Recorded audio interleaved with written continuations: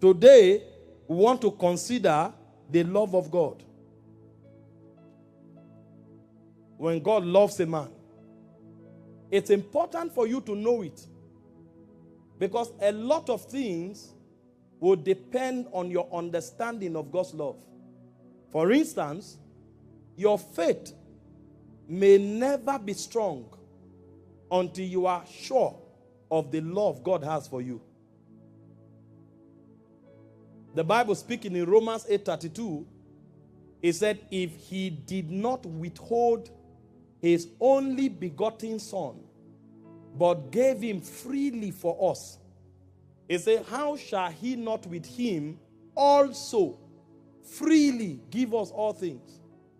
So when you find faith giants who talk, make declarations, and things happen, one of the foundations and the pillars of that faith is an acute understanding of God's love.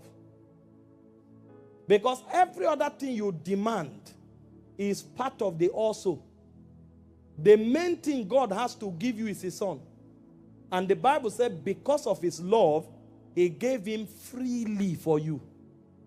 So dealing with cancer is also.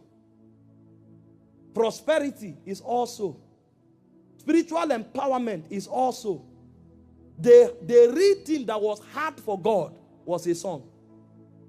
When he gave Jesus through death. So there was a separation in the Godhead. The Bible said there was darkness upon the face of the earth for a period of 3 hours, 6 hours. And Jesus himself cried on the cross, Eloi, Eloi, lama sabachthani, which was interpreted, my God, why hast thou forsaken me? So when God gave his son for you, he actually forsook his son. His son was handed to sickness, to shame, to death, just to reclaim you. If that truth and that love becomes real to your spirit, anywhere you stand to speak in the name of the Lord, you will have audacity and there will be no fear in your spirit. That's why the Bible said in Galatians 5:6 that faith worketh by love. A man who does not really know the love God has for him, there are things he cannot be sure God will be able to do for him. But those who know God's love, when they exercise faith, it's not a struggle. Because they know that if God was able to give Christ, and in the circumstance which he gave him, every other thing has already been added. He said, for God so loved the world that he gave his only begotten son, that whosoever believeth in him should not perish, but have everlasting life. Faith giants are first of all love giants. Number two, if you don't know the love of God, there's no guarantee that you will be able to stand to the end. When you find people who are standing for God and nothing takes them out, not the offense of men, not the tribulations of life, not the fear of man, not the attacks of Satan, it's not because they've not been through things. The reason they are able to weather the storm is because of the love of God.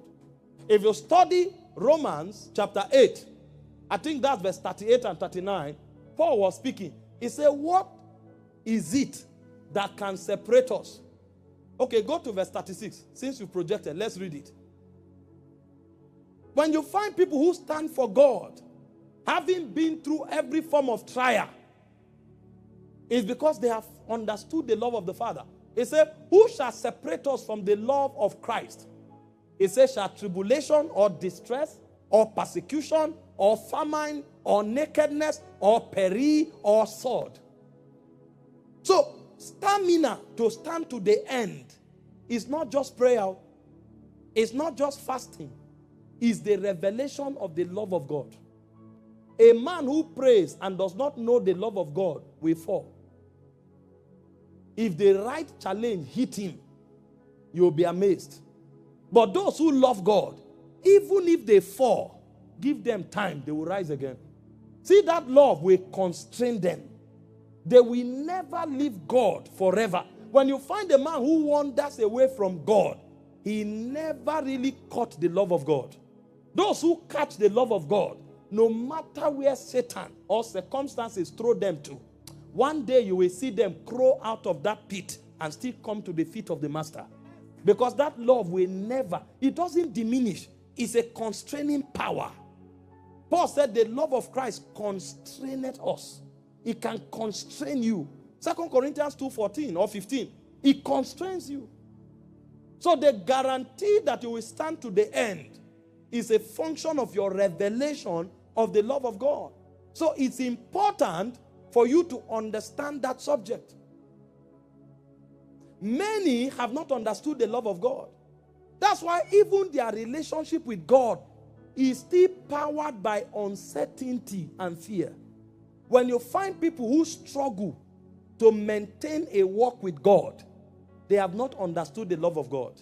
So even when they are praying, it's a performance kind of prayer.